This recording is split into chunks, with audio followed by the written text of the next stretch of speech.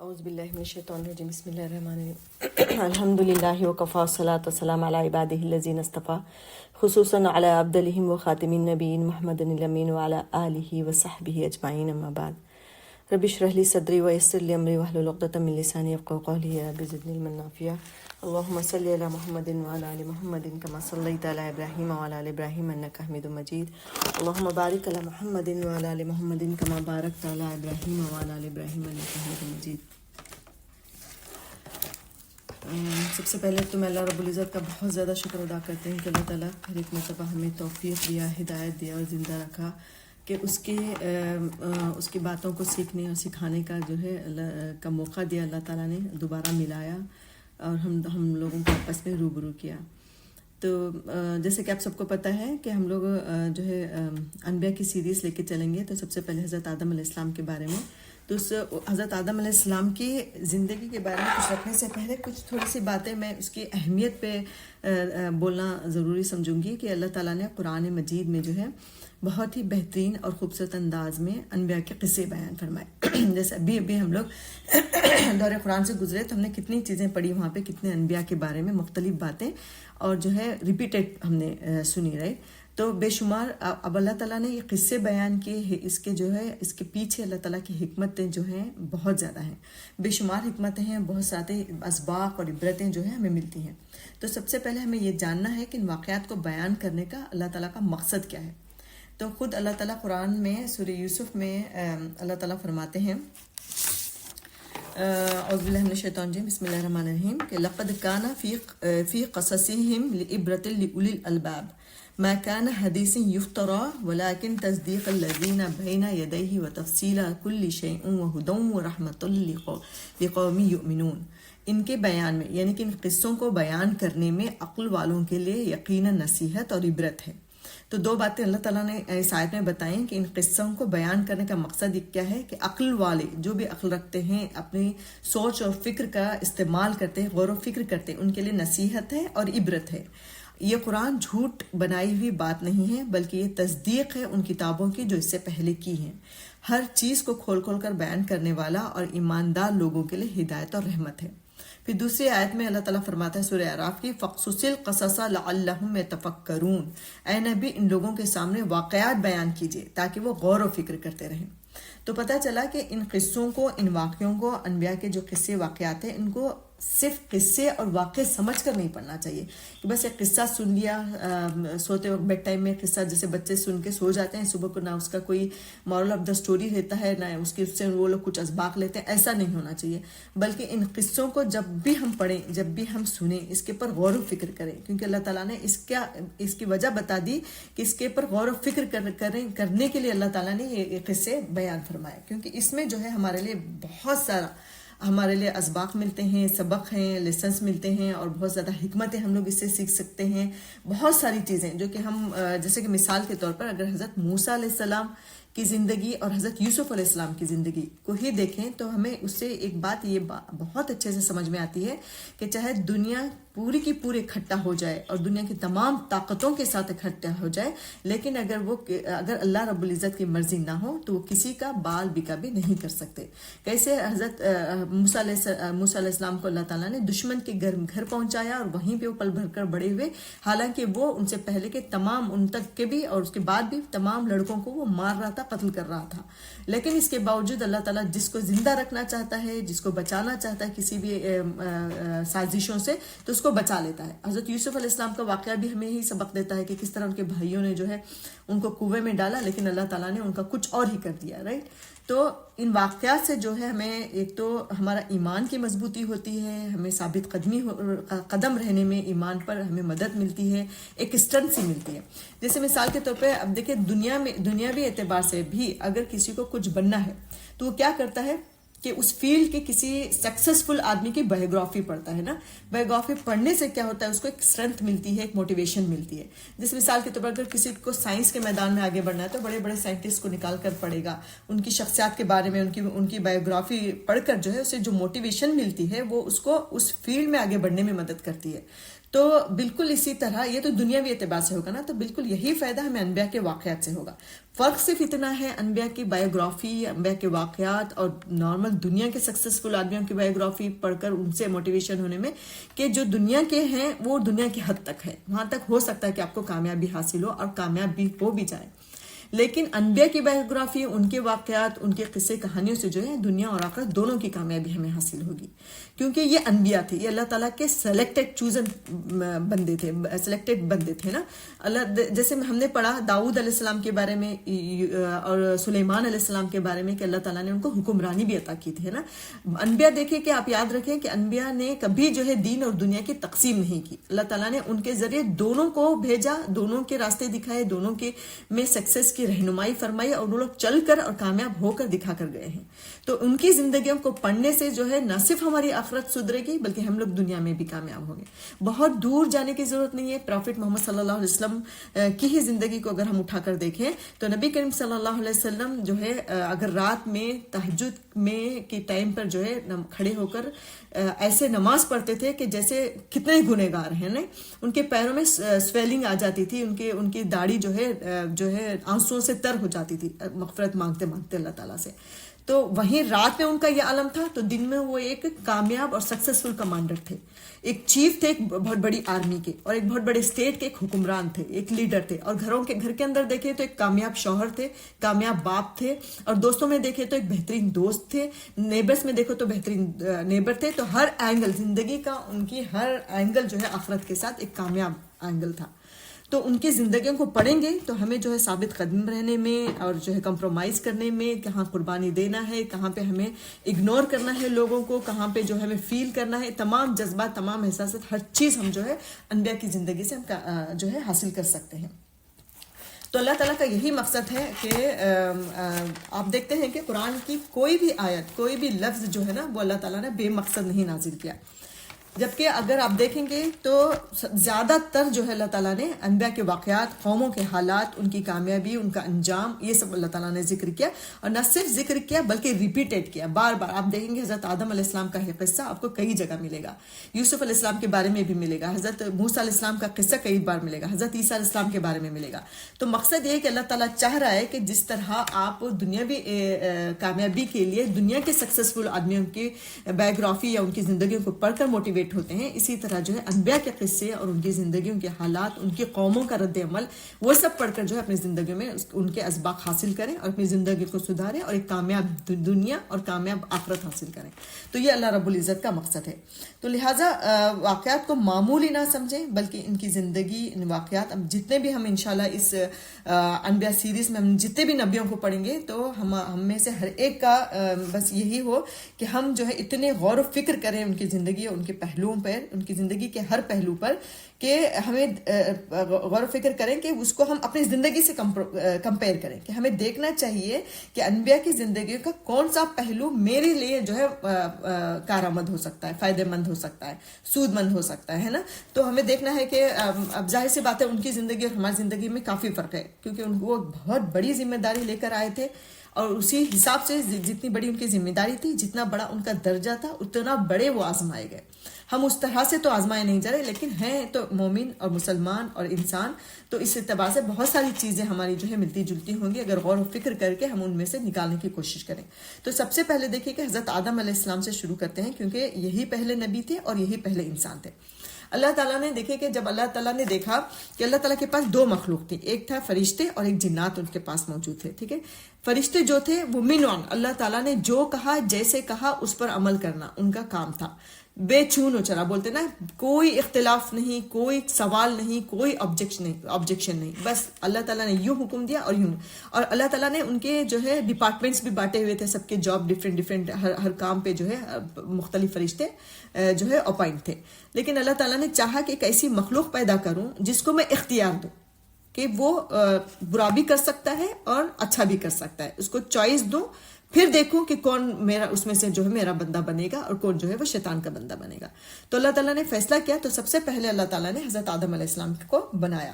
تو دیکھیں اور انہی کو جو ہے اللہ تعالیٰ نے جو ہے نبوت کے لیے سلیکٹ کیا. سب سے پہلے نبی بھی آدم تھے اور سب سے پہلا انسان بھی آدم تھے. ٹھیک ہے. تو اب یہاں پہ ایک پوائنٹ ہمارا کلیئر ہو جاتا ہے کہ نبی جو ہوتے ہیں وہ انسان ہی ہوتے ہیں, انسان سے بڑھ کر کوئی چیز نہیں ہوتے, ہے نا.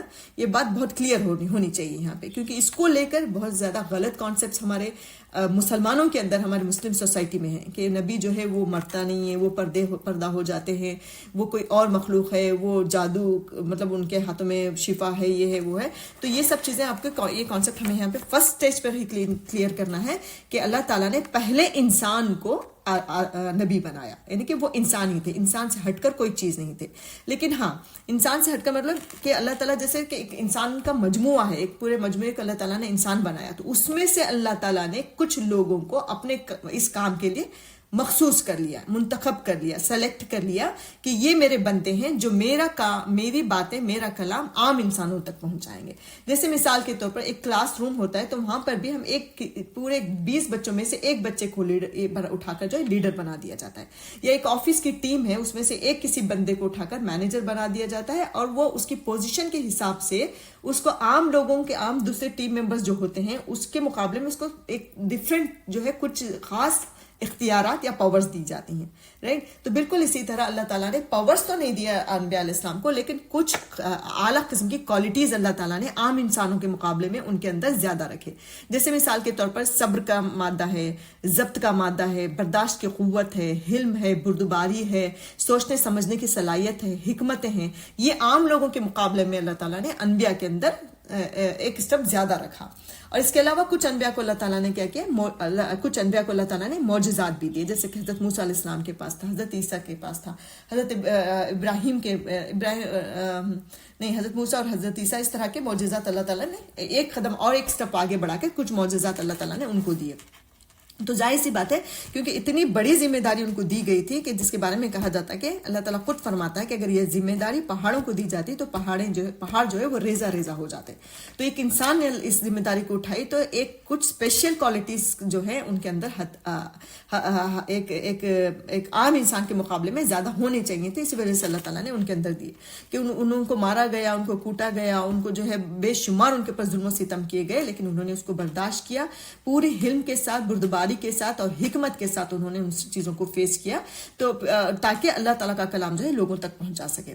تو کیونکہ اب دیکھیں کہ اللہ تعالیٰ نے ان انبیاء کو بھیجنے کا مقصد کیا بتایا.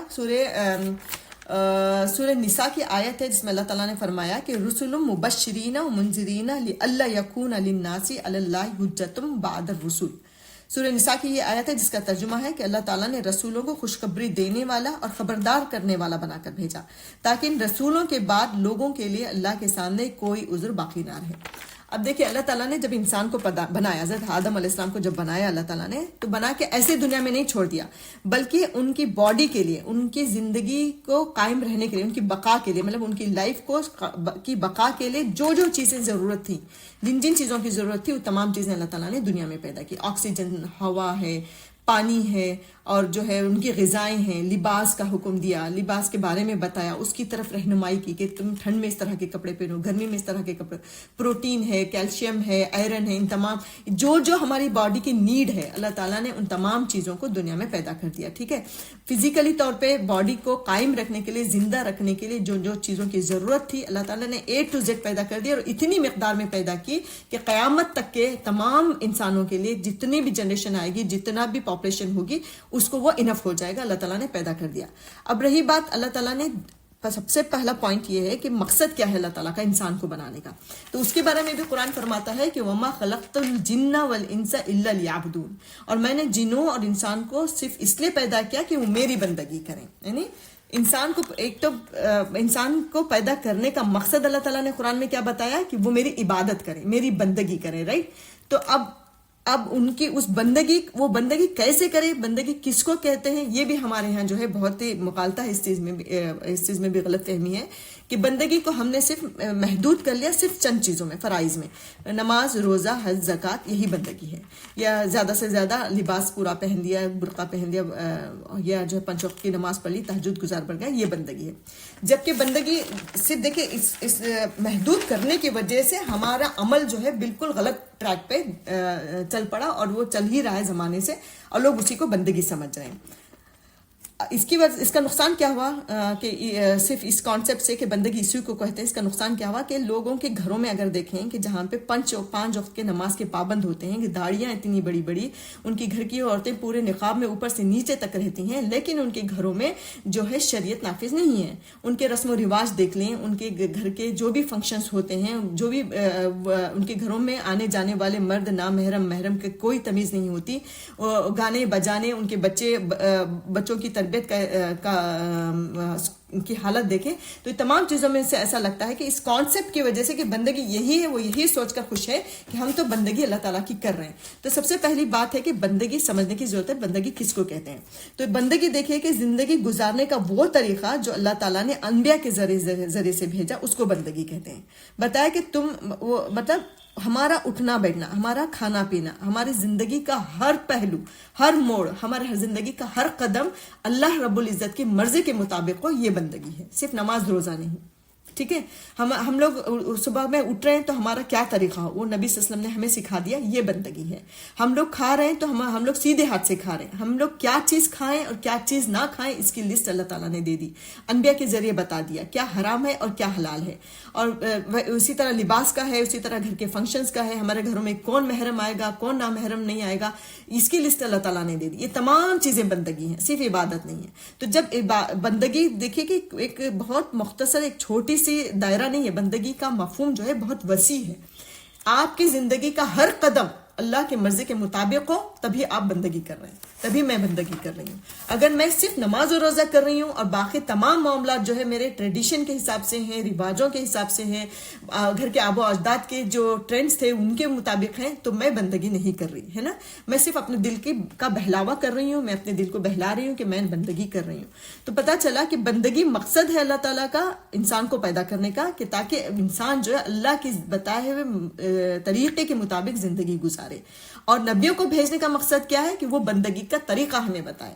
تو وہ ہر نبی نے بتایا کہ کس طرح ہمیں کھانا چاہیے، کس طرح ہمیں اللہ کی عبادت کرنا چاہیے، اللہ کے ساتھ کسی کو شریک نہ ٹھہراؤ، ماں باپ کے ساتھ ہمارا تعلق کیسا ہو، پڑوسیوں کے ساتھ ہمارا تعلق کیسا ہو، بچوں کی تربیت ہم کس طرح سے کریں. یہ ہر چیز اللہ رب العزت نے بتا دی انبیاء کے ذریعے. تو وہ مقصد بھی پورا ہو گیا اللہ تعالیٰ کا. تو ہمیں پتہ چلا کہ نبیوں کا آنے کا مقصد میں نے بتایا اور انسان کی تخلیق کا مقصد بتایا، اور بندگی بتا دی کہ بندگی کس طرح، بندگی کس کو کہتے ہیں. تو اس سے پتا چلا کہ دیکھیں کہ اور اس ذمہ داری کو ادا کرنے کے لیے انبیاء نے بے شمار مصیبتیں سہی. انشاءاللہ ہم آگے پڑھیں گے انبیاء کے بارے میں کہ کیسے کیسے ان کو جو ہے کن کن مصیبتوں کا، پریشانیوں کا سامنا کرنا پڑا اللہ تعالیٰ کی اس بندگی کے طریقے کو ہمارے تک پہنچانے کے لیے. تو اور حدیث میں آتا ہے کہ 1,24,000 سے زیادہ انبیاء دنیا میں آئے، جس میں سے 313 جو ہے تھے وہ رسول تھے.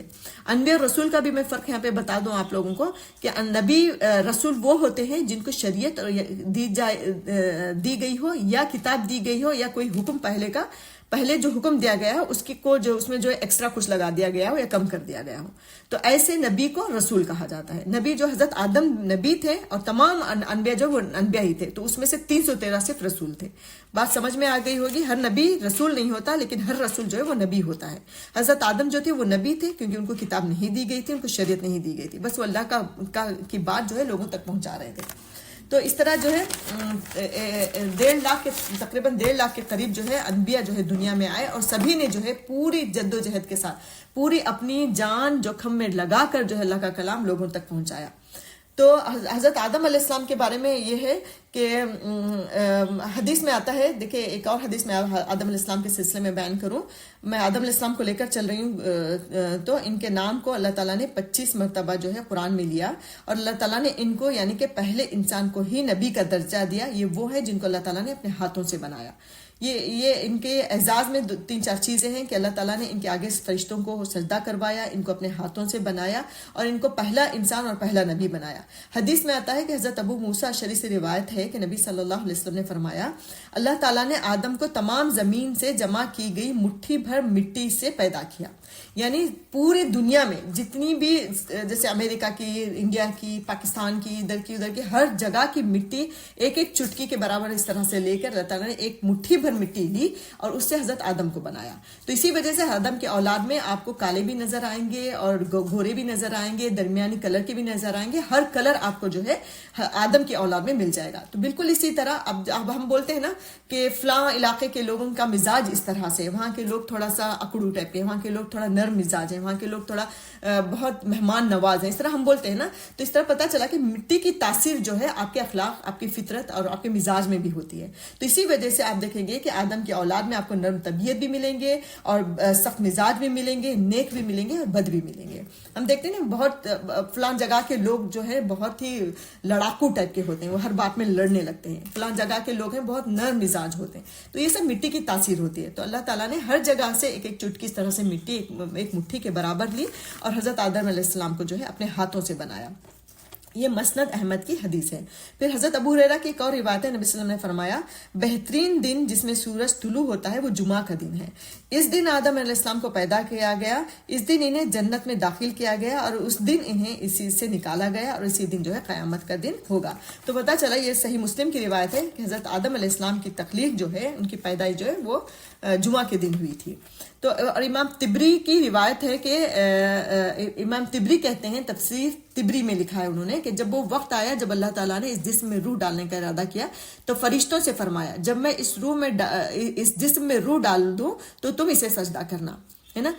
دیکھیں ایک اور روایت ملتی ہے, وہ مجھے نہیں پتا کہ وہ ضعیف ہے یا صحیح ہے, تو میں بس ایک بات سمجھانے کے لیے وہ روایت رکھ رہی ہوں آپ لوگوں کے سامنے کہ اللہ تعالیٰ نے جب حضرت آدم علیہ السلام کا اسٹیچو بنایا, ان کا جو ڈھانچہ بنایا, تو اللہ تعالیٰ وہ جو جمعہ کا دن تھا, رائٹ, تو اللہ تعالیٰ کا ایک دن ہمارے 40 دنوں کے برابر ہوتا ہے, رائٹ. تو 40 دن یعنی کہ ہمارے 40 دن یعنی اللہ کا ایک دن جمعہ کے دن اللہ تعالیٰ نے اس ڈھانچے کو ایسے ہی رکھا, ابھی روح نہیں ڈالا تھا. اس سے پہلے اللہ تعالیٰ نے فرشتوں سے کہا کہ میں نے حضرت آدم کو خلیفہ بنانے والا ہوں, جب میں اس کے اندر روح ڈال چکوں تو تم اس کو سجدہ کر دینا. تو یعنی کہ جب ڈھانچہ تھا ان کا, جب اسٹیچو بنا ہوا تھا, اس وقت اللہ تعالیٰ نے ان سے نہیں کہا فرشتوں سے سجدہ کرنے کے لیے, بلکہ روح ڈالنے کے بعد جب ان کو علم عطا کیا اللہ تعالیٰ نے, تب اللہ تعالیٰ نے فرشتوں سے کہا کہ ان کے آگے سجدہ کرو, رائٹ. تو یہاں پہ اللہ تعالیٰ نے کیا کہا کہ جب یہ حدیث, یہ طبرانی کی تفسیر میں انہوں نے کہا ہے کہ جب وہ وقت آیا جب اللہ نے اس جسم میں روح ڈالنے کا ارادہ کیا تو فرشتوں سے فرمایا جب اس میں روح ڈال دوں تو تم اس کے آگے سجدہ کرنا. جب روح ڈال دی گئی تو وہ سر کی طرف سے داخل ہوئی, یعنی کہ روح جو ہے سر کی طرف سے داخل ہوئی, تبھی آدم کو چھینک آ گئی. تو فرشتوں نے کہا الحمدللہ. تو سب سے پہلا عمل بنے نوع انسان کے انسانیت کا جو سب سے پہلا کام تھا وہ چھینک تھا انسان کا, یعنی کہ حضرت آدم علیہ السلام نے جو سب سے پہلا کام کیا وہ چھینک, اور چھینکتے ہی فوراً فرشتوں نے ان کو یہ ادب سکھایا کہ کہیے الحمدللہ, اللہ کی تعریف بیان کیجیے.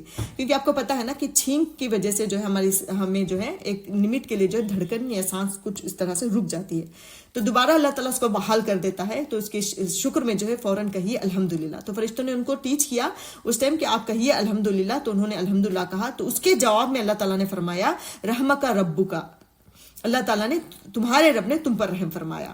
تو پتہ چلا کہ پہلے ہی وہیں سے جو ہے اللہ تعالیٰ نے توحید کی تعلیم وہاں پہ دینی شروع کر دی کہ چھینک بھی آئے گی تو تم کسی کے آگے نہیں سر جھکاؤ گے, کسی کے بارے میں کچھ نہیں بولو گے, سائنس کو یا میڈیکل کو یا اس کو نہیں, بلکہ تم اللہ رب العزت کا شکر کرو گے. اور اس کے جواب میں سامنے والا سننے والا یہ کہے گا کہ تم اللہ تعالیٰ تم پر رحم فرمائے, رائٹ. تو پھر آگے اللہ جب یہ بات ہو گئی, پھر جب روح آنکھوں میں داخل ہوئی تو آپ کو جو ہے جنت کے پھل نظر آنے لگے. اور جب روح کے بغیر جب ڈھانچہ تھا تو تب وہ بے جان تھا, کچھ نہیں تھا. تو جیسے ہی نیچے تک آئی تو ان کو سب سے پہلے چھینک آئی. اس کے بعد جب آنکھوں سے ان کو دکھائی دینے لگا تو انہوں نے جنت کے پھل دیکھنے, ان کو سب سے پہلے کیا نظر آئے, وہ باغ میں تھے نا. اللہ تعالیٰ نے ان کی تخلیق جو کی تھی وہ باغ میں کی تھی. جنت کس کو کہتے ہیں, وہ باغ کو کہا جاتا ہے نا, تو اسی میں کی تھی. تو ان کو جنت کے پھل نظر آنے لگے. اور جب ان کی روح پیٹ میں داخل ہوئی تو آپ کو کھانے کی خواہش پیدا ہوئی, بھوک لگنے لگی. تو آپ جلدی سے جنت کے پھلوں کی طرف لپکے, جبکہ روح ابھی آپ کے ٹانگوں میں داخل نہیں ہوئی تھی, یعنی جا نہیں سکتے تھے, وہ چل نہیں سکتے تھے, لیکن اتنے جلد باز تھے کہ وہ فوراً لپکے. دیکھیں یہ تمام کوالٹیز جو ہے ہر انسان کے اندر پائی جاتی ہیں کہ وہ کسی بھی چیز کو دیکھ کر لپکے گا, اس کو بھوک لگنا, اس کو جو ہے آنکھوں سے اٹریکٹ ہونا کسی بھی چیز سے, اور پیٹ کے اندر جب جان آ گئی تو اس بھوک کا محسوس ہونا. تو یہ سب آدم کی صفات ہیں. اللہ تعالیٰ نے یہ شروع سے کوالٹیز جو ہے آدم کے اندر رکھی، چاہے وہ اچھی کوالٹی ہو چاہے وہ بری کوالٹی ہو، اللہ تعالیٰ نے تمام چیزیں آدم کے اندر ودیت کی، تو ان کے ذریعے جو ہے تمام نوع انسان میں جو ہے ٹرانسفر ہوتی جا رہی ہیں، قیامت تک ہوتی رہیں گی۔ تو بھوک لگی، جیسے ان کو بھوک محسوس ہوئی تو وہ لپکے، جلد بازی میں لپکے، حالانکہ ان کے پیروں میں ابھی جان نہیں تھی۔ تو اسی بات پہ اللہ تعالیٰ نے اسی وقت فرمایا کہ خلق الانسان من اجل، انسان تو جلد بازی کا بنا ہوا ہے، یعنی جلد بازی کرتا ہے، اس کی فطرت میں جلد بازی ہے۔ آپ دیکھیں گے کہ بہت سارے انسانوں میں جو ہے جلد بازی ہوتی ہے، وہ ہر چیز کا ڈیسیژن جلدی لینے چلے جاتے ہیں، جس کا انجام نہیں سوچتے کہ اس کا رزلٹ کیا ہوگا، اس کا نتیجہ کیا ہوگا، بس جلد بازی ہے، بہت سارے انسانوں میں ہوتا ہے نا۔ اب دیکھیں کہ ہر انسان جلد باز نہیں ہے، ہر انسان جو ہے وہ اٹریکٹ نہیں ہوتا کسی چیز سے۔ تو حضرت آدم علیہ السلام کے اندر اچھی بھی چیزیں تھیں اور اللہ تعالیٰ نے بری چیزیں بھی ڈالی، کیونکہ وہ ایک انسان بن رہے تھے، رائٹ؟ وہ انسان تھے، انسان سے نسیان ہوتی ہے، انسان سے غلطی ہے، تو کیونکہ حضرت آدم سے بھی نسیان ہوا، نسیان یعنی کہ بھول جانا۔ اللہ تعالیٰ نے ان کو حکم دیا تھا کہ تم اس پیڑ کی طرف مت جانا، لیکن وہ چلے گئے، ہے نا؟ تو یہ نسیان تھی، وہ بھول گئے تھے اللہ تعالیٰ کے وعدے کو۔ یہ نہیں تھا کہ نافرمانی نہیں کہا اللہ تعالیٰ نے، نسیان کہا کہ بھول جاتا ہے انسان۔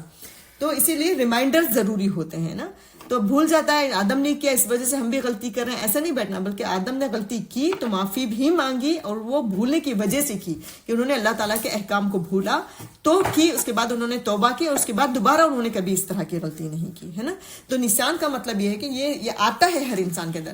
تو پتہ چلا کہ ہر چھوٹی بڑی برائی جو ہے وہ آدم سے ہی ٹرانسفر ہو کر ہم تک آئی ہے، کیونکہ ان کے جسم میں، ان کے اس میں جو فطرت میں اللہ تعالیٰ نے جو مٹی سے، جس مٹی سے بنایا، تو یہ تمام چیزیں ان کے اندر کی، اور وہ ٹرانسفر ہوتے ہوتے جو ہے تمام انسانوں تک جا رہا ہے۔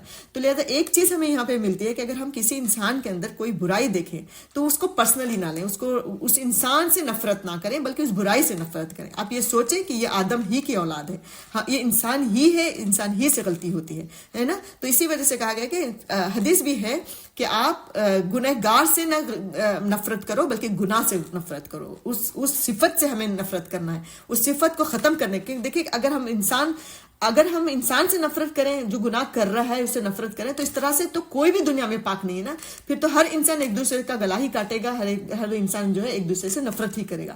تو یہ کتنی حکمت کی بات ہے کہ اللہ کے نبی صلی اللہ علیہ وسلم نے فرمایا کہ کسی گنہگار سے نفرت نہیں کرو بلکہ اس کے گناہ سے نفرت کرو، اس غلطی سے نفرت کرو، یہ کیونکہ یہ اوپر سے چلی آ رہی ہیں تمام چیزیں۔ تو اللہ تعالیٰ نے کہا کہ انسان جو ہے جلد باز ہے۔ پھر آگے ابو ہریرہ کی روایت ہے کہ نبی صلی اللہ علیہ وسلم نے فرمایا اللہ تعالیٰ نے آدم کو پیدا کیا تو ان کا قد جو ہے وہ 60 ہاتھ تھا، یعنی 60 فیٹ تھا ان کا۔ تو پھر جا کر پھر جو ہے نا اتنی ہائٹ تھی ان کی جب فرسٹ انسان کو پیدا کیا، اس کے بعد ہوتے ہوتے ہوتے چھوٹے چھوٹے چھوٹے انسان آج ہم تک جو ہے 5 فیٹ 6 فیٹ پہ ہم لوگ آگے رک گئے۔ 60 حضرت آدم علیہ السلام کی ہائٹ تھی۔ پھر جا کر ان فرشتوں کی جماعت کو سلام کہیے اور سنیے کہ وہ کیا جواب دیتے ہیں۔ پھر اللہ تعالیٰ نے پورا بنانے کے بعد آدم علیہ السلام کو اللہ تعالیٰ نے حکم دیا کہ آپ فرشتوں کی جماعت کی طرف جائیے اور ان کو کہیے، ان کو سلام کہیے، یعنی کہ السلام علیکم بولیے، پھر دیکھیے کہ وہ کیا جواب دیتے ہیں۔ تو جا کر ان فرشتوں کی جماعت کو سلام کہیے اور سنیے کہ وہ کیا جواب دیتے ہیں۔ تیسرا اور تیرا اور تیری اولاد کا یہی سلام کا طریقہ ہوگا، یعنی پھر اللہ تعالیٰ نے وہاں پہ دوبارہ یہی چیز، ایک بلیسنگ کیسے ہو ایک دوسرے سے، جب مومن ملتا ہے، مسلمان ملتا ہے، میرے بندے جب ایک دوسرے سے ملیں تو ان کا طریقہ کیا ہونا چاہیے، اللہ تعالیٰ نے وہیں پہ حضرت آدم علیہ السلام کو سکھا دیا کہ آپ آدم، وہاں پہ چونکہ دوسرا انسان تھا نہیں کہ اللہ تعالیٰ ڈیمو دیتا، اسی وجہ سے اللہ تعالیٰ نے فرشتوں کو سامنے رکھ کر حضرت آدم علیہ السلام کو سکھایا کہ جب تم میرے بندے آپس میں ایک دوسرے سے ملو تو تمہارا بلیسنگ کا طریقہ یہ ہونا چاہیے کہ تم ان کو السلام علیکم کہو، پھر دیکھو کہ فرشتے کیا جواب دیتے ہیں، جو جواب دیں گے وہ تمہارے آگے والوں کا جواب ہونا چاہیے۔ تو جب انہوں نے جا کر کہا السلام علیکم تو فرشتوں نے جواب دیا السلام علیکم ورحمۃ اللہ، تو 2 لفظ کا انہوں نے اضافہ کیا، یعنی جواب میں رحمت اللہ کا اضافہ ہو گیا۔ جنت میں جو بھی داخل ہوگا وہ آدم کی صورت پر، یعنی کہ 60 ہاتھ اتنی ہائٹ لے کر داخل ہوگا۔ اس کے بعد اب تک کی مخلوق کا جو ہے قد جو ہے وہ کم ہوتا ہی چلا جا رہا ہے، ہم دیکھتے ہیں نا، ایک حدیث ہے۔ پھر دوسرا انسان اللہ تعالیٰ نے، پھر دیکھیں کہ اس کے بعد نیکسٹ اللہ تعالیٰ نے کس کو پیدا کیا، حوا علیہ السلام کو پیدا کیا۔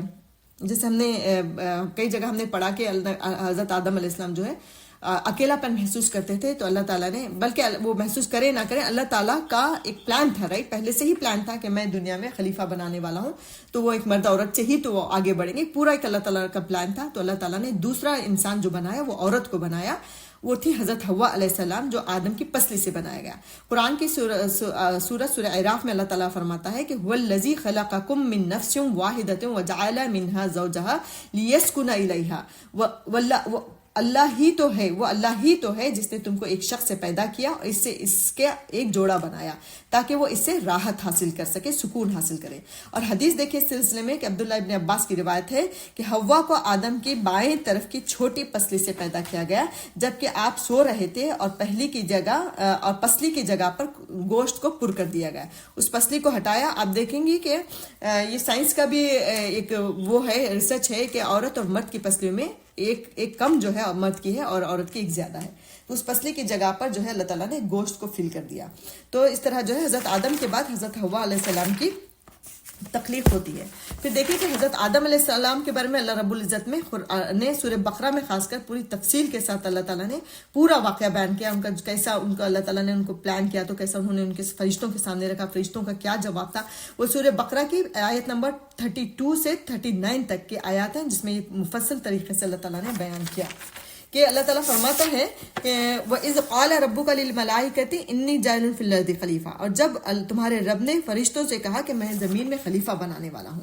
تو زمین میں خلیفہ بنانا یعنی کہ اللہ تعالیٰ نے آدم اور ان کی اولاد کی تخلیق کا جب ارادہ کیا تو ظاہر سی بات ہے کہ ایک بہت بڑا ایک کام جب عظیم کام کرنے والا ہوتا ہے تو اس کی ایک خبر کیسے دی جاتی ہے، کس کو دی جاتی ہے؟ جو اپنے مقربین ہوتے ہیں، جو اپنے قریب کے لوگ ہوتے ہیں. تو فرشتے اللہ رب العزت کے بہت ہی مطیع اور فرما بردار تھے اور قریب کے تھے. تو اللہ تعالیٰ نے ان کو بتایا اپنا پلان کہ میں ایک خلیفہ بنانے والا ہوں. خلیفہ کا لفظ بھی اللہ تعالیٰ نے جو استعمال کیا اس کے پر بھی دیکھیے کہ اللہ تعالیٰ نے جو خلیفہ کا لفظ استعمال کیا، خلیفہ کس کو کہتے ہیں؟ پہلی چیز کہ جن کی ہر نسل اپنی نسل کی جگہ لے اس کو خلیفہ کہتے ہیں. یعنی کہ خلیفہ گزرا تو اسی کی نسل جو ہے خلیفہ بنے گی، ہے نا. تو انسان اگر آدم کے بعد آدم ہی کی نسل جو ہے پوری دنیا کو لے کر چلے گی، چاہے وہ دنیاوی معاملات ہو چاہے وہ دین کا معاملات ہو، برے ہو یا اچھے ہوں، لیکن آدم ہی کی نسل جو ہے وہ دنیا رہتی دنیا تک جو ہے اس دنیا کو اٹھائے ہوئے ہوگی. تو ایک تو یہ مطلب ہوا. دوسرا خلیفہ کا مطلب جو ہے، خلیفہ کا مطلب تھا اس کو اختیارات دینا، اس کو پاورز دینا. پاورز کے بغیر جو ہے وہ خلیفہ نہیں بن سکتا. فرشتے ہیں ان کو کوئی اللہ تعالیٰ نے اتنا ہی دیا ہے جتنا ان کی جاب سے ریلیٹڈ جو معلومات ہیں، جو جاب سے ریلیٹڈ جو ان کے پاورز ہیں، اس کے علاوہ ان کو کچھ نہیں دیا. لیکن خلیفہ انسان کو اللہ تعالیٰ نے خلافت دی، خلیفہ بنایا، یعنی کہ اس کو پاور دیا. اب جیسے مثال کے طور پر پہاڑ ہیں، پہاڑوں کے فرشتے ہیں لیکن فرشتوں کو یہ حکم دے دیا گیا کہ اس کے پر بھی انسان کا دنیا میں جو ہے انسان کا ہی پاور ہوگا. اگر کوئی انسان جا کے وہ پہاڑ توڑے گا یا پہاڑ کو کچھ کرے گا، اس میں کچھ بوئے گا، کچھ کرے گا، تو کوئی فرشتہ نہیں روک سکتا کہ میں اس کا جو ہے ذمہ دار ہوں، تم اسے نہیں کر سکتے. یہ فرشتہ نہیں روکے گا، یہ انسان کا اختیار ہوگا. تو اللہ تعالیٰ نے خلیفہ کا لفظ استعمال اس وجہ سے کیا کہ اس کو جو ہے اللہ تعالیٰ نے اختیارات دینا تھا اور نسل در نسل اس انسان ہی کو لے کے چلنا تھا. یہ بندر سے انسان بن گیا، یہ جو تھیوری، یہ سب چیزیں جو ہیں اس چیز سے جو ہے مات کھاتی ہیں. اور نہ آج تک اس تھیوری کو نہ کسی نے کوئی متفق ہوئے اور نہ کوئی ثابت کر کے دکھایا. رائٹ، ایک تھیوری ہے بس. لیکن بتایا کہ یہ انسان در انسان ہی اس دنیا کو لے کر چلیں گے. جو بھی جتنی بھی مخلوقات دنیا میں ہیں اس کے انسان کے علاوہ، وہ سب انسانوں کے فائدے کے لیے اللہ تعالیٰ نے بنائی. پھر دیکھیں آگے اللہ تعالیٰ فرماتا ہے کہ یعنی اللہ تعالیٰ نے فرشتوں کو آدم اور ان کی اولاد کی تخلیق کی خبر دی جس طرح کہ کسی عظیم کام کی خبر دی جاتی ہے. تو فرشتوں کا کیا جواب رہا اس کے آگے؟ جب اللہ تعالیٰ نے فرشتوں کے سامنے یہ بات رکھی تو فرشتوں کا کیا جواب رہا؟ اتجعل فیہا من یفسد فیہا ویسفک الدماء، کیا تو اس میں ایسے شخص کو نائب یا خلیفہ بنانا چاہتا ہے جو خرابیاں کرتا پھرے، جو خون خرابہ کرے؟ اب سوال دیکھیں کہ اب اس سوال کا مقصد فرشتوں کا اعتراض کرنا نہیں تھا. پہلے یہ بات کلیئر کیجئے کہ فرشتے، میں نے جیسے پہلے ہی بتایا کہ فرشتے ایک ایسی مخلوق تھی جو اللہ تعالیٰ کا حکم جو ہے بغیر کسی سوال، بغیر کسی آبجیکشن کے مانتے تھے. تو یہاں پہ ان کا سوال جو ہے وہ کسی اعتراض کے لیے نہیں تھا اور نہ ہی آدم علیہ السلام کے مقام و مرتبے سے انکار کرنا تھا، نہ ہی ان سے انسانوں سے حسد تھا، بلکہ وہ مزید معلومات حاصل کرنا چاہ رہے تھے. وہ حکمت جاننا چاہ رہے تھے کہ اللہ تعالیٰ کا آخر مقصد کیا ہے انسان کو پیدا کرنے کا. ایک بات یہ ہوئی. دوسری بات، فرشتوں نے یہ کیسے کہا کہ کیا تو ایسی مخلوق کو خلیفہ بنانا چاہ رہا ہے جو خون خرابہ کرے؟ یہ کیوں فرشتوں نے کہا؟ کیا ان کو مطلب اس طرح کا کوئی تجربہ اس سے پہلے ہوا تھا جس کی وجہ سے انہوں نے یہ خدشہ ظاہر کیا کہ یہ بھی جا کے خون خرابہ کریں گے؟ تو اس کے سلسلے میں حدیث ہے عبداللہ بن عباس کی کہ انہوں نے فرمایا کہ جنات جو ہیں وہ آدم علیہ السلام سے تقریباً 2000 سال پہلے زمین پر آباد تھے. انہوں نے قتل و غارت گری کی تو اللہ تعالیٰ نے فرشتوں کا لشکر بھیج دیا جنہوں نے ان فسادی جنوں کو سمندر کے دور دراز جزیروں کی طرف دھکیل دیا.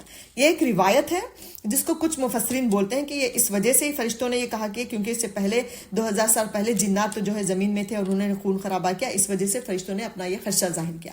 اور بعض کی لیکن دوسرے کچھ مفسرین کی رائے یہ ہے کہ خلیفہ کا جو لفظ ہے اس کی وجہ سے فرشتوں نے جو ہے اعتراض کیا، کیونکہ خلیفہ کی جیسے میں نے بتایا کہ خلیفہ کی میننگ میں جو ہے خلیفہ خلافت دینا، اس کا مطلب ہے پاورز دینا. جب پاور آئیں گی، جب اختیارات لوگوں کے سامنے آئیں گے تو یقیناً وہ آپس میں لڑیں گے. ہوتا ہے نا، ابھی بھی آپ دیکھیں چھوٹی سی آرگنائزیشن ہو، چھوٹی سی چھوٹی، اگر اس میں کسی کو امیر بنا دیا جاتا ہے تو وہاں پہ لڑائیاں، حسد، جھگڑا، کرسی کے لیے لڑنا بھڑنا، خون خرابہ، سب چیزیں شروع ہو جاتی ہیں. تو یہی اس لفظ کی وجہ سے انہوں نے خدشہ ظاہر کیا کہ یہ ہو سکتا ہے. تو دونوں رائے مفسرین نے یہ کی ہیں، تو اللہ عالم کیا بہتر ہے. پھر دیکھیے کہ اللہ تعالیٰ نے فرمایا جب فرشتوں نے یہ بات رکھی اور فرشتوں نے یہ بات رکھی کہ آپ کیوں ان کو پیدا کرنا چاہیں جبکہ ہم ذکر و اذکار کے لیے، تسبیح بیان کرنے کے لیے، آپ کی فرما برداری کے لیے ہم تو کھڑے ہی ہیں، ہم تو آپ کی عبادت کر رہے ہیں کہ وَنَحْنُ نُسَبِّحُ بِحَمْدِكَ وَنُقَدِّسُ لَكَ، اور ہم تیری تسبیح، حمد، پاکیزگی بیان کر رہے ہیں. تو آپ کو انسان کو پیدا کرنے کی کیا حکمت ہے اس کے پیچھے؟ تب اس بات پر اللہ تعالیٰ نے فرمایا کہ انی اعلم ما لا تعلمون، جو کچھ میں جانتا ہوں وہ تم نہیں جانتے. تم صرف اتنا جانتے ہو کہ انسان کو خلافت دے دی جائے تو وہ خون خرابہ کرے گا، لیکن میں یہ بھی جانتا ہوں کہ انہی انسانوں میں سے کچھ لوگ ایسے بھی پیدا ہوں گے جو نبی ہوں گے، جو رسول ہوں گے، صدیق ہوں گے، شہداء ہوں گے اور نیک لوگ بھی ہوں گے. تم صرف اتنا جانتے ہو کہ خون خرابہ کرو گے، تو میں وہ جانتا ہوں جو تم نہیں جانتے. اللہ تعالیٰ نے اس کے جواب میں کہا. پھر اللہ تعالیٰ نے اس کے بعد جو ہے اللہ تعالیٰ نے فرشتوں پر آدم علیہ السلام کی علمی فوقیت کو ظاہر کیا کہ ان کو میں اس وجہ سے تم صرف جو ہے تسبیح، ذکر، اذکار کرتے ہو، لیکن انسان کے پاس علم ہوگا، ہے نا. اللہ تعالیٰ نے پھر جو ہے آدم ہے نا کہ وہ علم آدم الاسماء، اور آدم کو اللہ تعالیٰ نے تمام نام سکھا دیے. وہ کیا نام تھے اس کے سلسلے میں بھی اختلاف ہے. کچھ کی رائے یہ ہے کہ وہ اشیاء کی، چیزوں کے نام تھے، کچھ کی رائے ہے کہ وہ نسلوں کے نام تھے.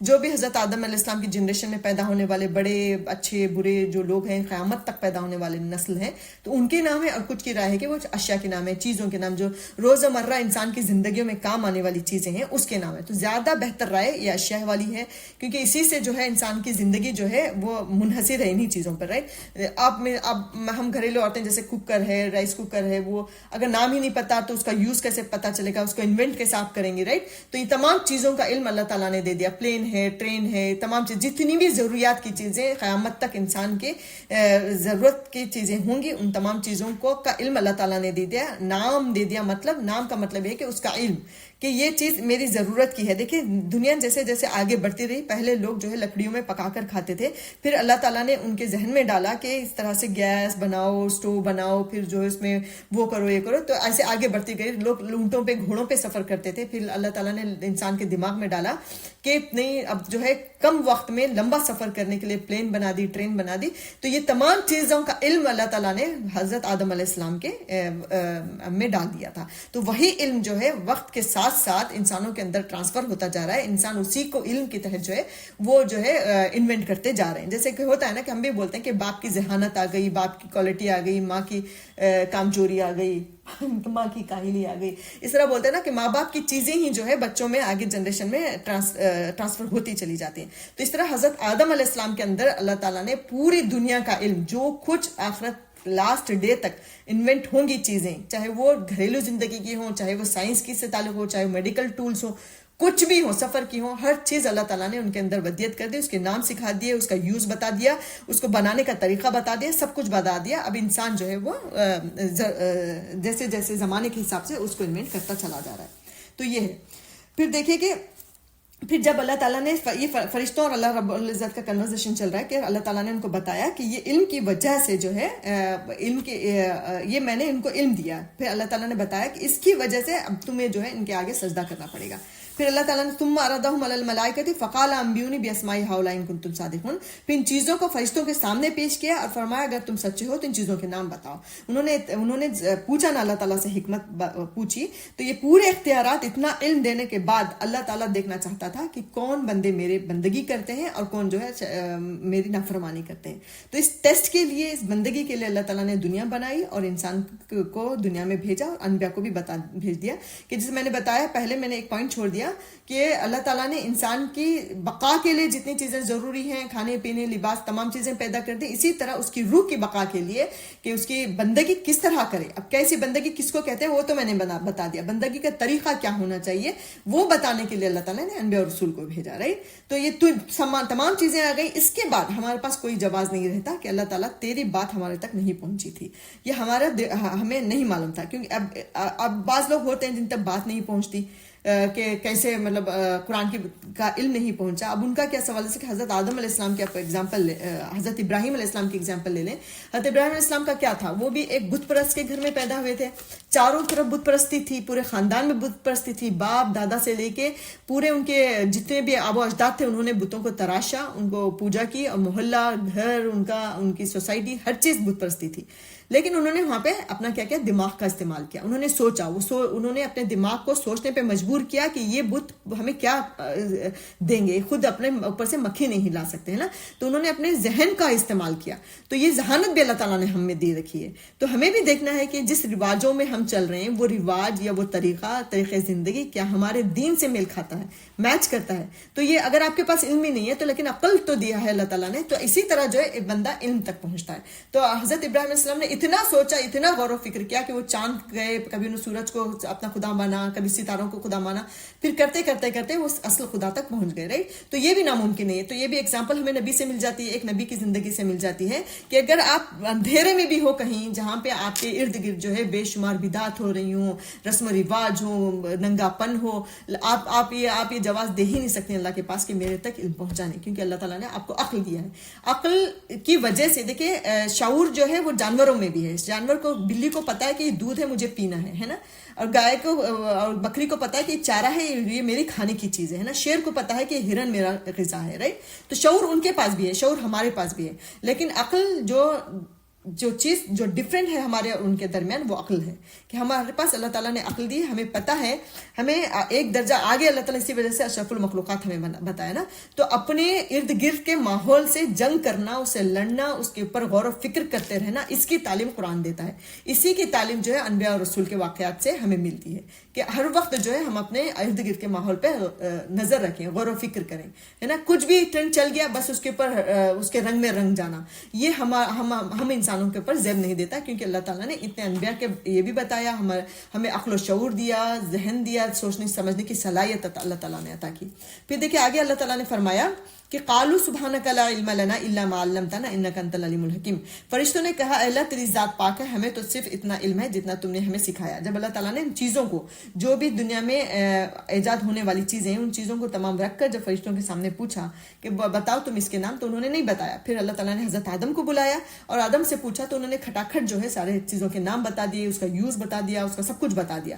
تو اللہ تعالیٰ نے تب بتایا کہ دیکھو اللہ تعالیٰ نے آدم کو حکم دیا کہ ان تمام چیزوں کے نام بتاؤ. جب انہوں نے آدم نے ان کے نام بتائے تو اللہ تعالیٰ نے فرشتوں سے فرمایا کیوں، میں نے تم سے کہا نہیں تھا کہ میں آسمان اور زمین کی تمام پوشیدہ باتوں کو جانتا ہوں. تو دیکھیے یہاں ایک بات یہ پتہ چلتی ہے کہ انسانوں کو فرشتوں پر جو فضیلت حاصل ہوئی، یہ تمام مخلوقات پہ جو فضیلت حاصل ہوئی جس کی وجہ سے اللہ تعالیٰ نے فرشتوں کو کہا کہ سجدہ کرو، وہ علم کی بنیاد تھی. پہلے میں نے ایک حدیث کوٹ کی تھی کہ ایک دن کے لیے، یعنی کہ اللہ تعالیٰ کا جو جمعہ کا دن تھا جو ہمارے 40 دنوں کے برابر ہے، وہ اللہ تعالیٰ نے ڈھانچہ ہی رکھا تھا. اس کے بعد اس کے نو کو درست کر کے پورا اس کو شیپ اللہ تعالیٰ نے جب دے دیا تب روح ڈالی. تو اس سے پہلے اللہ تعالیٰ نے فرشتوں کو سجدہ کرنے کے لیے نہیں کہا. تو پتہ چلا کہ روح اور علم کی وجہ سے جو ہے ہماری فوقیت جو ہے فرشتوں کے اوپر بھی ہو گئی، اور جو ہے اور جو کیا کہتے ہیں اور تمام مخلوقات کے اوپر بھی اور جنات کے اوپر بھی. تو اسی علم کو لے کر ہم جو ہے بہک بھی سکتے ہیں، بھٹک بھی سکتے ہیں اگر اس علم کا صحیح استعمال ہم نہیں کریں. تو پھر فرشتوں نے دیکھیں آگے ہے کہ پھر اللہ تعالیٰ نے فرشتوں کو حکم دیا کہ آدم کو سجدہ کرو، اور یہ سجدہ جو تھا وہ یہ بھی بات نوٹ کریں کہ وہ سجدہ جو تھا وہ کوئی عبادت والا سجدہ نہیں تھا کہ وہ ایک خدا بنا دیا اللہ تعالیٰ نے آدم کو یا پہلے انسان کو یا پہلے نبی کو اس وجہ سے سجدہ کرنے کے لیے. لوگ دیتے ہیں اس طرح کے ایگزامپلس ہیں نا, جو مزاروں پہ جا کے سجدہ کرتے ہیں وہ سب یہی ایگزامپلس دیتے ہیں, ان کے پاس دلیل یہی ہوتی ہے کہ اللہ تعالیٰ نے فرشتوں کو جو ہے آدم کے عہد سجدہ کروایا تھا, رائٹ. تو لیکن وہ یہ بات نوٹ کریں کہ وہ سجدہ جو ہے وہ عبادت کا سجدہ نہیں تھا, بلکہ وہ کیا تھا, وہ تعظیمی سجدہ تھا. تعظیمی مطلب ریسپیکٹ کے لیے اللہ تعالیٰ نے کروایا تھا کہ یہ مخلوق جو ہے تمہارے سے ایک درجہ آگے بڑھ گئی ہے نا. تو یہ مخلوق یہ ایک عزت کے طور پہ اللہ تعالیٰ نے سجدہ کروایا. تو انہوں نے کیا کیا, اس میں سب نے سجدہ کیا اور باقی کے تمام لوگوں نے, ابلیس نے جو ہے اس وقت منع کر دیا. اب یہ ہے اس کو بھی اللہ تعالیٰ قرآن میں فرماتا ہے کہ وَإِذْ قُلْنَا لِلْمَلَائِكَةِ اسْجُدُوا لِآدَمَ فَسَجَدُوا إِلَّا إِبْلِيسَ أَبَىٰ وَاسْتَكْبَرَ وَكَانَ مِنَ الْكَافِرِينَ. تو اللہ تعالیٰ کیا کہہ رہا ہے کہ جب ہم نے فرشتوں کو حکم دیا کہ آدم کے آگے سجدہ کرو تو وہ سب سجدے میں گر پڑے مگر شیطان نے انکار کر دیا. اور انکار کرنے کی وجہ اللہ تعالیٰ نے کیا کی, غرور اور تکبر یہ بتائی. اور غرور اور تکبر کی وجہ سے اس نے سجدہ کرنے سے منع کر دیا. تو اللہ تعالیٰ نے اس کے لیے کون سا لفظ استعمال کیا کہ وہ کافر بن گیا, یعنی انکار کر دیا. دیکھیے آپ یہ بھی بات نوٹ کرتے ہوئے جائیں کہ شیطان نے کبھی شرک نہیں کیا. اللہ تعالیٰ کو وہ ایک ہی خدا مانتا تھا. شرک تو خود تو اس نے کبھی نہیں کیا, لیکن لوگوں کو شرک پہ ابھارتا ہے. اللہ تعالیٰ کے ساتھ شرک کرنے پہ, چاہے وہ نفس کے ساتھ, چاہے بت پرستی ہو, چاہے دوسروں کو خدا بنا بیٹھنا ہے, ہر طریقے سے شرک پہ وہ ابھارتا ہوا چلا آ رہا ہے. شرک نہیں کیا اللہ تعالیٰ نے, پھر بھی اس کو کافر کہا ہے قرآن میں. یہی آیت ہے نا کہ یہ سورہ بقرہ کی ہی آیت نمبر 34 ہے یہ آیت, کہ اللہ تعالیٰ کہہ رہا ہے کہ وَإِذْ قُلْنَا لِلْمَلَائِكَةِ اسْجُدُوا لِآدَمَ فَسَجَدُوا إِلَّا إِبْلِيسَ أَبَىٰ وَاسْتَكْبَرَ وَكَانَ مِنَ الْكَافِرِينَ. وہ کافروں میں سے ہو گیا. یعنی کہ پتا چلا کہ تکبر جو ہے, آپ کو تکبر کوئی چھوٹی موٹی صفت نہیں ہے, کوئی چھوٹی موٹی برائی نہیں ہے, بلکہ تکبر ایک بہت بڑی برائی ہے. اور اس برائی کا میں داخل ہونے والا انسان جو ہے وہ کفر کے درجے میں داخل ہوتا ہے. اب ہم نماز پڑھ رہے ہیں, ہم روزہ رکھ رہے ہیں, ہم حج پہ حج کیے جا رہے ہیں, ہم عمرے پہ عمرے کیے جا رہے ہیں, اور ہمارے اندر گھمنڈ اور تکبر ہے. ہم جب اچھا کپڑا پہنتے ہیں تو لوگوں کے کپڑوں کو برا بھلا کہتے ہیں. ہم اچھے جوتے پہنتے ہیں تو ہم لوگوں کے جوتے ہمیں برے لگنے لگتے ہیں. ہماری گاڑی سب سے اچھی, ہمارا گھر سب سے اچھا. یہ تکبر ہے کہ دیکھیں اچھا پہننا, اچھا کھانا, اچھا اوڑھنا, یہ بالکل شریعت اس کے خلاف نہیں کرتی. کیونکہ حدیث ہمیں صاف ملتی ہے کہ جب اللہ کے نبی صلی اللہ علیہ وسلم نے فرمایا کہ تکبر ایک ایسی چیز ہے کہ جنت میں ہرگز داخل نہیں ہو سکتا وہ شخص جس کے دل میں ذرے کے برابر بھی, نہیں کہ رائی کے دانے کے برابر بھی تکبر ہو, وہ شخص جنت میں داخل نہیں ہو سکتا. تو آپ کو پتا ہے اصحاب جو ہیں بہت کانشیس ہوتے تھے ان سب معاملے میں, ہزار سوال وہ کرتے تھے سامنے سے. تو ایک صحابی ڈر گئے جو اچھا پہنتے تھے, اچھا ان کا گیٹ اپ ہوا کرتا تھا, تو انہوں نے ڈر کے پوچھنے لگے کہ اچھا پہننا, اچھے جوتے, اچھے کپڑے استعمال کرنا یہ تکبر کی علامت ہے. تو اللہ کے نبی صلی اللہ علیہ وسلم نے فرمایا کہ اللہ جمیل ہے اور جمال کو پسند کرتا ہے, اللہ خوبصورت ہے, خوبصورتی کو پسند کرتا ہے. اچھا پہننا اوڑھنا تکبر نہیں ہے, بلکہ اچھا پہن کر لوگوں کی چیزوں کو حقیر سمجھنا یہ تکبر ہے. دو چیزیں اللہ کے نبی صلی اللہ علیہ وسلم نے اس حدیث میں بتائیں کہ تکبر کیا ہے, کہ حق کو جھٹلانا, اور دوسرا دوسروں کو حقیر سمجھنا. یہ دو چیزیں تکبر ہیں. تو آپ اگر انبیاء اور رسول کے جتنے بھی واقعات سنیں گی نا, حضرت نوح علیہ السلام, حضرت لوط علیہ السلام کی قوم نے ان کا انکار کیا. کیوں کیا؟ تکبر کی بنیاد پر کیا. حق کا انکار کرنا گویا کہ اللہ تعالیٰ اس کی وجہ بتا رہا ہے کہ کوئی بھی اگر کسی کو حق کا انکار کرتا ہے, اللہ تعالیٰ کی کسی حکم کو ماننے سے انکار کرتا ہے, عملاً یا زبانی. ہم زبان سے تو مانتے ہیں, ہے نا, ہم تو زبان سے مانتے ہیں کہ یہ اللہ تعالیٰ کا حکم ہے, 5 ٹائم کی نماز فرض ہے, ہم زبان سے اس کے قائل ہیں کہ 5 ٹائم کی نماز, لیکن ہم پڑھتے نہیں ہیں. فجر ہماری قضا ہو جاتی ہے, عصر ہماری دوستوں میں چلی جاتی ہے, اس کو نہیں مانتے. نہیں تو عملاً یا زبانی, دونوں طریقے سے جو بھی اللہ تعالیٰ کے احکامات کا انکار کرتا ہے تو اس کے پیچھے کیا ہوتا ہے, تکبر ہی ہوتا ہے. دیکھ لیں گے جو اللہ پوچھے گا, آخرت آئے گی تو دیکھ لیں گے, جب پوچھے گا تب دیکھ لیں گے, جب زندگی ختم ہوگی دیکھ لیں گے. یہ کیا ہے؟ یہ تکبر ہی تو ہے. اللہ کے آگے ہم تکبر کر رہے ہیں, رائٹ. تو حق کا انکار کرتے جو ہیں وہ لوگ, اس کی مین وجہ اللہ تعالیٰ نے بتائی کہ تکبر ہے, یا لوگوں کو حقیر سمجھنے. اگر کسی کو میں چھوٹا سمجھ رہی ہوں تو اس کا مطلب یہ ہے کہ میرے اندر تکبر ہے, میں اپنے آپ کو اچھا سمجھ رہی ہوں, اسی وجہ سے میں فلاں کا مذاق بنا رہی ہوں. ٹھیک ہے نا. تو تکبر ایک بہت بڑی چیز ہے, ایک بہت چھوٹی چیز نہیں ہے. اس پہ ہماری نظر رہنی چاہیے. چاہے ہم نماز کے پابند ہو گئے ہوں تب بھی ہمیں اپنا وہ احتساب کرنا چاہیے کہ نمازوں کی وجہ سے میں کسی سونے والے کو برا نہیں کہہ رہی ہوں, ہے نا. کہ وہ کسی کا قول ہے کہ جب انہوں نے اٹھ کے کہا کہ دیکھو بیٹا اور باپ نے حج کو, نام یاد نہیں آ رہا بزرگ کا, کہ تہجد کے لیے جب اٹھے تو ان کے بیٹے نے کہا دیکھو ابا یہ لوگ سو رہے ہیں. تو انہوں نے کہا کہ یہ کمنٹ کرنے سے بہتر تھا کہ تم بھی سو جاتے, ہے نا. تو گویا کہ آپ کمنٹ کرنا اس کا مطلب یہ ہے کہ میں اپنے عمل پہ گھمنڈ کر رہی ہوں، تکبر کر رہی ہوں، میں پورا پردہ کرتی ہوں تو میں جو نہیں کر رہا ہے میں اس کے اوپر کمنٹ کر رہی ہوں، تو گویا کہ میں اپنے پردے پہ گھمنڈ کر رہی ہوں، تکبر کر رہی ہوں۔ میں نماز کی پابند ہو گئی تو غیر نمازی جو ہے مجھے حقیر اور چھوٹے نظر آ رہے ہیں۔ ہاں وہ ہے کہ ان کی برائی کو آپ برا سمجھیں، لیکن یہ نہیں کہ حقارت سے سمجھیں۔ حقارت سے سمجھنا یہ ہے کہ ہم اس کے پیچھے بیک بیٹنگ کر رہے ہیں، اس کے بارے میں برا بول رہے ہیں، اس کو اچھی اس طرح کر رہے ہیں۔ اگر آپ اس کو برائی کو برا سمجھ رہے ہیں اخلاص کے ساتھ تو آپ اس کے لیے دعا کریں گے، اس کی اصلاح کی کوشش کریں گے، یہ ڈفرینس ہے دونوں میں، رائٹ؟ تو پتہ چلا کہ تکبر جو ہے وہ آپ کا عبادتوں میں بھی تکبر ہو سکتا ہے، لباس کے سلسلے میں تکبر ہو سکتا ہے، دولت کے سلسلے میں تکبر ہو سکتا ہے، مال و دولت، حسن و جمال، خوبصورتی، رنگ و روپ، سب میں ہمیں جو ہے تکبر ہو سکتا ہے۔ تو اس کے اوپر کڑی ہماری نظر رکھنی چاہیے۔ کہا جاتا ہے نا کہ تکبر کی وجہ سے جو ہے انسان اپنے پورے اعمال کو مائنس کر دے، زیرو سے اگر ملٹی پلائی کر کے اپنے پورے 100% جتنے بھی اس کی تہجد کی نمازیں، جو عبادتیں، صدقہ خیرات، سب کچھ ضائع ہو سکتی ہیں اس تکبر کی وجہ سے۔ تو اس پہ ہماری کڑی نظر ہونی چاہیے، اپنے نفس پہ، دوسروں پہ کڑی نظر نہیں، اپنے آپ پہ، کہ میری نمازیں ہو رہی ہیں تو میں کسی کو حقارت سے، میں اچھا لباس پہنی ہوں تو کسی کا لباس مجھے برا تو نہیں دکھ رہا۔ تو اس پہ ہماری کڑی نظر ہونا چاہیے کہ اس تکبر کی بنیاد پر بھی شیطان نے بھی جو ہے انکار کیا تھا۔ شیطان نے کیا، اللہ تعالیٰ نے یہی بتایا نا کہ اس نے جو ہے تکبر کیا، اسی وجہ سے اس نے سجدہ کرنے سے منع کیا، اور وہ اس کی وجہ سے، اس تکبر کرنے کی وجہ سے وہ کفر میں داخل ہو گیا، یعنی کہ انکار کافر کے درجے پہ ایک مومن آ کے کھڑا ہو جاتا ہے۔ دیکھیے اللہ تعالیٰ کیا کہتا ہے کہ اللہ تعالیٰ نے تمام فرشتوں کو آدم کو سجدہ کرنے کا حکم دیا، تو ابلیس نے تکبر میں آ کر سجدے سے انکار کیا، اور پھر اپنے اس بد عملی کی انتہائی قبیح دلیل اس نے کیا پیش کی، اس پر اللہ تعالیٰ نے، جس پر اللہ کی یہ ہے، تو یہ سورہ اعراف کی آیت ہے کہ وَلَقَدْ خَلَقْنَاكُمْ ثُمَّ صَوَّرْنَاكُمْ ثُمَّ قُلْنَا لِلْمَلَائِكَةِ اسْجُدُوا لِآدَمَ، اور ہم ہی نے تم کو ابتدا میں مٹی سے پیدا کیا، پھر تمہاری شکل و صورت بنائی، پھر فرشتوں کو حکم دیا کہ آدم کے آگے سجدہ کرو، تو سب نے سجدہ کیا سوائے ابلیس کی، وہ سجدہ کرنے والوں میں شامل نہ ہوا۔ اللہ تعالیٰ نے فرمایا جب میں نے تجھ کو حکم دیا تو کس چیز نے تجھے سجدے سے باز رکھا؟ تو اس نے کیا جواب دیا کہ اس نے کہا کہ میں اس سے افضل ہوں، مجھے تو نے آگ سے پیدا کیا اور اسے مٹی سے پیدا کیا، ہے نا؟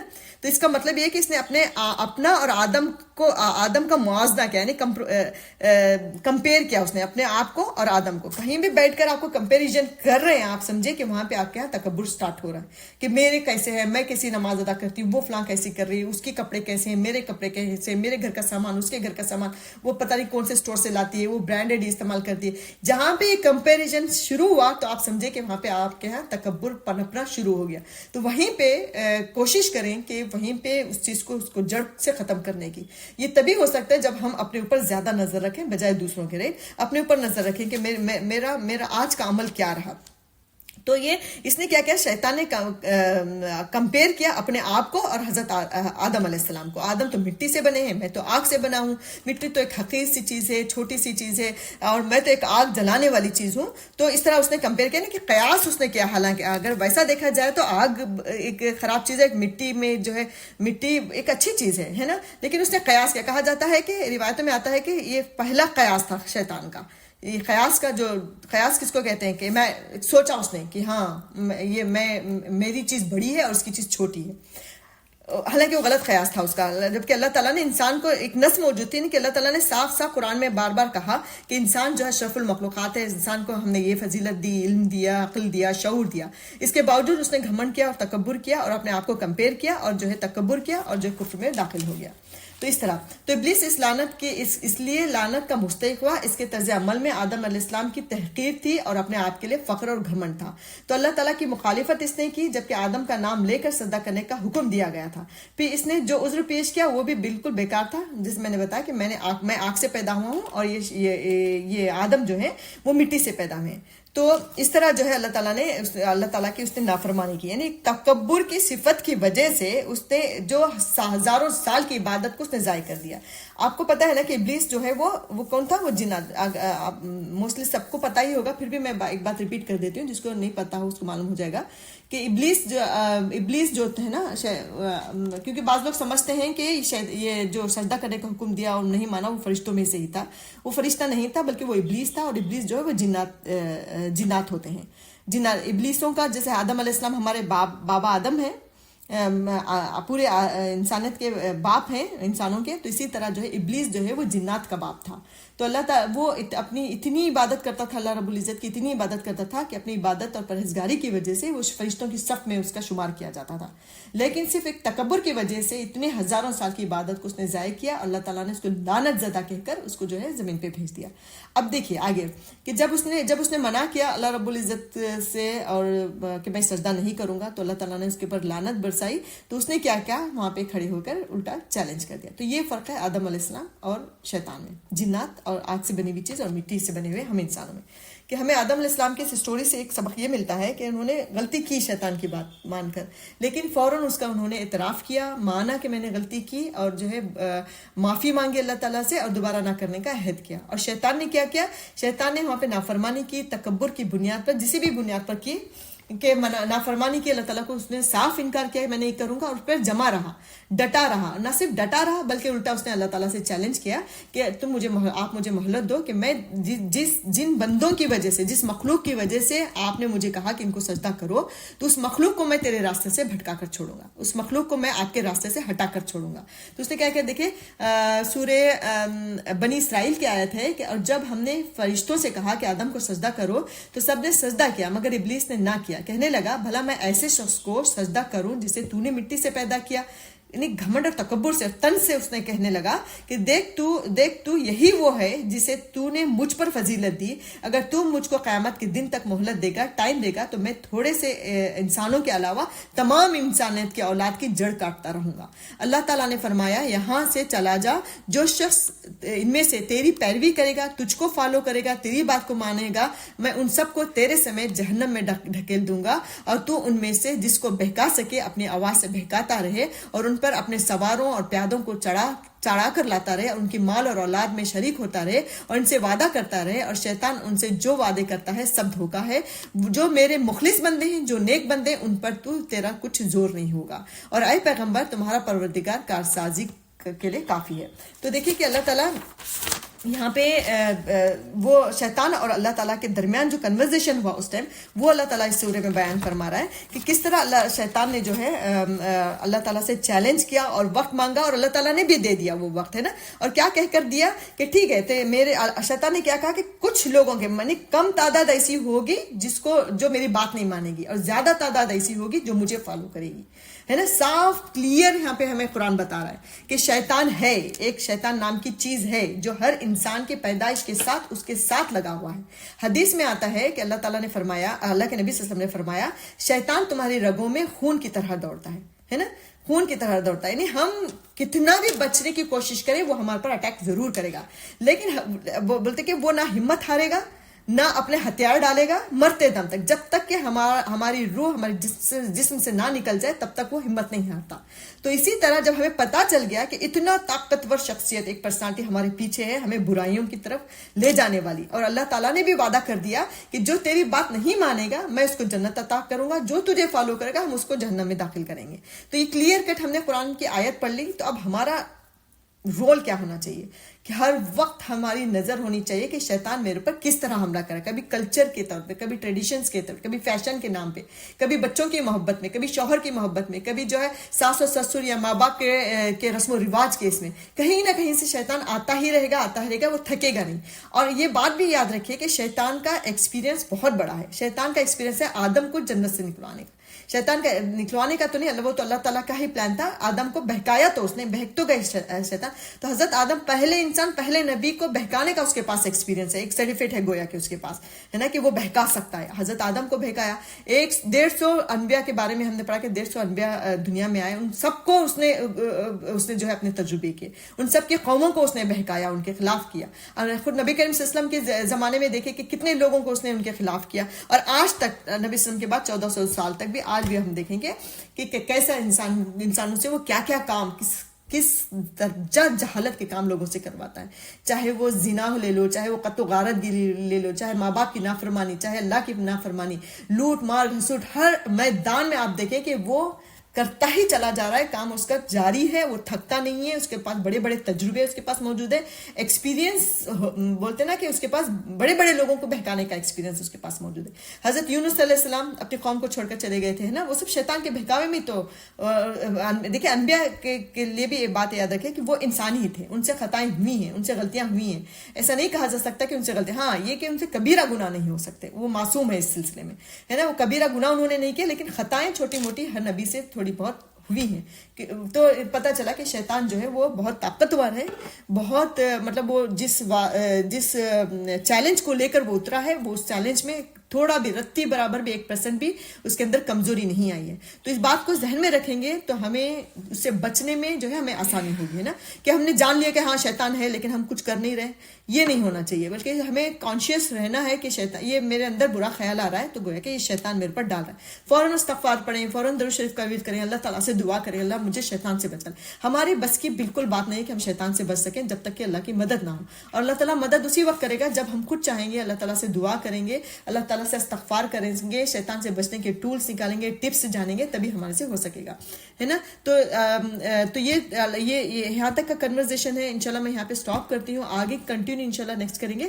ہم لوگ آرام سے جائیں گے, کوئی بات نہیں, 2-3 حلقوں میں جو ہے ایک نبی بھی کا بھی ہوگا تو کوئی بات نہیں, لیکن میں چاہ رہی تھی کہ تفصیل سے بات آپ لوگوں تک پہنچے. انشاءاللہ جتنا میرے ہاتھ سے ہو سکتا ہے تفصیل بتانے کی کوشش کروں گی. تو یہ تھا. تو آج کی کلاس میں ہمیں کیا ملا, ایک تو یہ کہ حضرت آدم علیہ السلام کی تخلیق کے ٹائم پہ ہی پتہ چل گیا کہ نبی جو ہوتے ہیں وہ انسان ہی ہوتے ہیں, انسان سے ہٹ کر کوئی چیز نہیں ہوتے. تو ان سے جو ہے غائب کا علم ان کو ہونا, یا وہ مر نہیں سکتے, یا ان کو تکلیف نہیں پہنچ سکتی, یہ سب کانسیپٹس غلط ہیں. یہ اس کو صحیح کرنے کے لیے اگر آپ کے ارد گرد خاندان میں ہیں تو ان کو بتائیں ضرور کہ ایسا نہیں ہے. اور دوسری چیز جو ہے تکبر ہمارے اندر ذرہ برابر بھی نہیں آنا چاہیے, چاہے لباس کا ہو, چاہے عبادتوں کا, کسی بھی طرح کا تکبر. ہماری نظر ہونی چاہیے کہ ہمارے اندر تکبر کا رائے کے دانے کے برابر بھی ہمارے اندر گھمنڈ نہ ہو. اس کے لیے دیکھیں کہ حضرت آدم علیہ السلام کو سب سے پہلی چیز جو ٹیچ کی گئی وہ سلام تھا. السلام علیکم رحمۃ اللہ وبرکاتہ, چاہے کوئی بھی ہو. دیکھیں قیامت کی نشانیوں میں سے ہے ایک نشانی کہ انسان صرف جان پہچان کے لوگوں کو سلام کرے گا, جو انجان ہوں گے ان کو سلام نہیں کرے گا. یہ قیامت کی نشانیوں میں سے ہمیں نشانی نہیں بننی ہے. ہمیں ہر مسلمان کو جو بھی سامنے آئے اس میں ہمیں سلام کرنا ہے, چاہے ہمارا دل اس سے کتنا بھی کٹا ہو, کتنا بھی دشمنی ہوئی ہو, کتنا بھی برا لگتا ہو, لیکن ہمیں سلام کرنا ہوگا. اور سلام ایک ایسا ذریعہ ہے جو آپ کے اندر تکبر کو پنپنے نہیں دیتا, گھمنڈ کو جو ہے آپ کے اندر پنپنے نہیں دے گا. کیونکہ دیکھیں کتنی بھی حقیر سے کپڑے کوئی پہنا ہوا ہے, چھوٹے کپڑے پہنے جس کو میں حقیر سے خاص کر جا کر اس کو سلام کر کے گلے ملائے, تو کیسے تکبر جو ہے آپ کے اندر سے پگھلتا ہوا ختم ہو سکتا ہے انشاءاللہ. تو یہ 2 چیزیں ہم لے کر اٹھیں کہ اللہ تک سب سے بڑی چیز کہ ہم تکبر نہ کریں. تکبر کی ہی بنیاد پر جو ہے کفر بھی کے دائرے میں ہم شامل ہو سکتے ہیں. تو اللہ رب العزت سے دعا ہے کہ اللہ تعالی ہمیں دین کو بہتر طریقے سے سمجھنے اور اس کو پھیلانے کی توفیق عطا فرمائے, اس پر عمل کرنے کی توفیق عطا فرمائے. وآخر دعوانا الحمدللہ رب العالمین. سبحانک اللہم و بحمدک نشہد ان لا الہ الا انت نستغفرک ونتوب الیک. السلام علیکم و رحمۃ اللہ وبرکاتہ.